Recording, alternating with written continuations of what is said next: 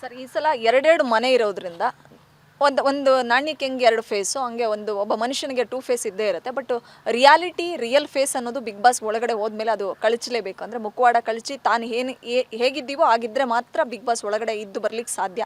ಈ ಮುಖವಾಡ ಹಾಕ್ಕೊಂಡಾದ್ರೂ ನಾನು ಅಲ್ಲಿ ಜೈಸ್ ಬರ್ಬೋದಾ ಒಳಗಡೆ ಹೋದಂಥ ಕಂಟೆಸ್ಟೆಂಟ್ಸು ಅಥವಾ ಹೇಗೆ ಅನ್ನೋಂಥದ್ದು?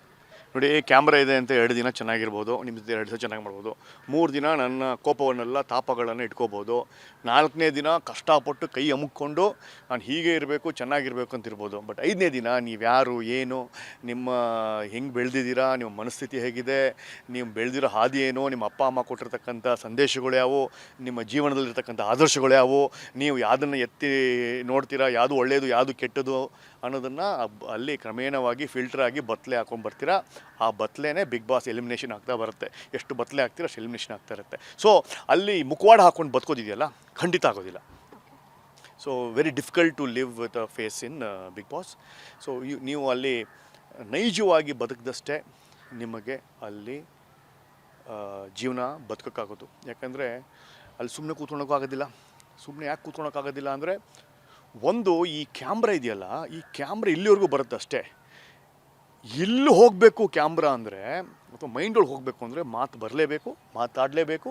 ಮಾತು ನಿಮ್ಮ ಗ್ರಂಥ ಅಥವಾ ನಿಮ್ಮ ಶಬ್ದಕೋಶ ಏನಿದೆಯಲ್ಲ, ಅದು ನಿಮ್ಮ ಜೀವನದ 25 ವರ್ಷ 30 ವರ್ಷ ನೀವು ಸುತ್ತಮುತ್ತ ಬೆಳೆದುಕೊಂಡು ಎಷ್ಟು ಸಂಗ್ರಹಣೆ ಮಾಡಿದ್ದೀರಾ, good thoughts, good deed, words, ಆ ಥರದ್ದು ಮೇಲೆ ಡಿಪೆಂಡ್ ಆಗುತ್ತೆ ಹೊರತು ನಿಮ್ಮ ಹತ್ರ ಏನೂ ಇಲ್ಲ ಇಲ್ಲಿ ಅಂದರೆ ಬಿಗ್ ಬಾಸಲ್ಲಿ ಬದುಕೋಕ್ಕಾಗೋದಿಲ್ಲ.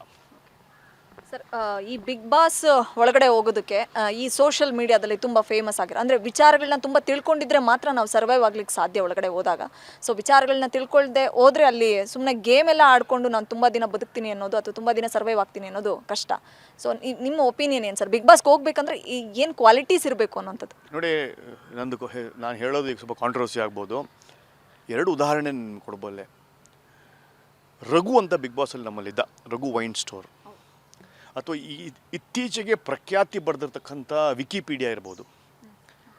ಅವ್ರನ್ನ ನೀವು, ಅವರ ಕ್ರಿಯೇಟಿವಿಟಿ ಇದೆಯಲ್ಲ ನೆಕ್ಸ್ಟ್ ಲೆವೆಲ್. ಅವರ ಮಾತು, ಅವರು 30 ಸೆಕೆಂಡಿನ 2 ನಿಮಿಷದ ವಿಡಿಯೋ ಅಲ್ಲಿ ಒಂದು ಕಥೆನೇ ಹೇಳ್ಬಿಡ್ತಾರೆ. ವಿಗ್ ಹಾಕ್ಕೊಂಡು ಹೆಣ್ಮಕ್ಳಿಗೆ 2 ಡಬಲ್ ಆ್ಯಕ್ಟಿಂಗ್ ಮಾಡಿಕೊಂಡು ಎಲ್ಲವನ್ನೂ ಹೇಳ್ಬಿಡ್ತಾರೆ. ಅದೇ ನೀವು ಬಿಗ್ ಬಾಸ್ಗೆ ಅವ್ರನ್ನ ಕರ್ಕೊಂಡೋಗಿ ಅಥವಾ ನೀವೇ ಜನರಲಾಗಿ ಮಾತಾಡಿ ಸಪ್ಪೆ ಇರ್ತಾರೆ. ಯಾಕೆಂದರೆ ಅವ್ರದ್ದು ಕ್ರಿಯೇಟಿವ್ ಥಿಂಕಿಂಗ್ ವಿಡಿಯೋಗೆ ಯೋಚನೆ ಮಾಡಿ ಮಾತಾಡ್ತಾರೆ. ನಿಜ ಜೀವನದಲ್ಲಿ ಬದುಕಿ ಆ ಮನೇಲಿ ಇರಿ ಅಂದರೆ ಆಗೋದಿಲ್ಲ. ಸೊ ನನಗೆ ಆ ಸೋಷಿಯಲ್ ಮೀಡ್ಯಾದಲ್ಲಿ ಹೀರೋ ಆಗಿದ್ದಾರೆ, ಇನ್ಸ್ಟಾಗ್ರಾಮಲ್ಲಿ ಹೀರೋ ಆಗಿದ್ದಾರೆ, ಟಿಕ್ಟಾಕಲ್ಲಿ ಹೀರೋ ಆಗಿದ್ದಾರೆ, ಅವರು ಬಿಗ್ ಬಾಸಲ್ಲಿ ಬದುಕ್ತಾರೆ ಅನ್ನೋದು ಸುಳ್ಳು, ತಪ್ಪು. ಅದು ಅದರಷ್ಟು ಮೂರ್ಖತನ ಯಾವುದೂ ಇಲ್ಲ. ಸೋಷಿಯಲ್ ಮೀಡ್ಯಾದಲ್ಲಿ ನೀವು ಮುಂಚಿತವಾಗಿ 1 ಅವರ್ ಅಥವಾ 2 ಅವರ್ಸ್ ಅಥವಾ 1 ಡೇ ಮುಂಚೆನೇ ಪ್ಲ್ಯಾನ್ ಮಾಡಿರ್ತೀರ. ನಾನು ಈ ಸ್ಕ್ರಿಪ್ಟ್ ಬೇಕು, ಈ ಥರ ಬ್ಯಾಕ್ಗ್ರೌಂಡ್ ಬೇಕು, ಈ ಥರ ಮ್ಯೂಸಿಕ್ ಬೇಕು, ಈ ಥರ ಒಂದು ಇರೋದನ್ನು ಪರಿಕಲ್ಪನೆ ಮಾಡಿಕೊಂಡು ಆ್ಯಕ್ಟ್ ಮಾಡ್ತೀರಾ. ಅದಕ್ಕೆ ನಿಮ್ಮ ಕ್ರಿಯೇಟಿವಿಟಿನ ಹಾಕ್ತೀರಾ. ಆದರೆ ಬಿಗ್ ಬಾಸ್ ಮನೇಲಿ ಅದ್ರ ಮಾಡೋಕ್ಕಾಗೋದಿಲ್ಲ. ನಮ್ಮಲ್ಲಿ Raghu wine store was a popular outside YouTuber. ವೀಡಿಯೋಸ್ಗಳೆಲ್ಲ ಇತ್ತು. ಮನೆಯಲ್ಲಿ ಆತ ಮನೆ ಜಂಪ್ ಮಾಡ್ಕೊಂಡು ಹೋಗ್ತೀನಿ ಅಂತ ಹೇಳಿದ್ದ. ಕ್ರಮೇಣ ಅವನು ಇಂಪ್ರೂವ್ ಆದ. ನನಗೀಗ ಬೇಡವೇ ಬೇಡ ಅಂತ ಹೇಳುವ ಮನಸ್ಥಿತಿ ರಘು ಅವ್ರದ್ದು.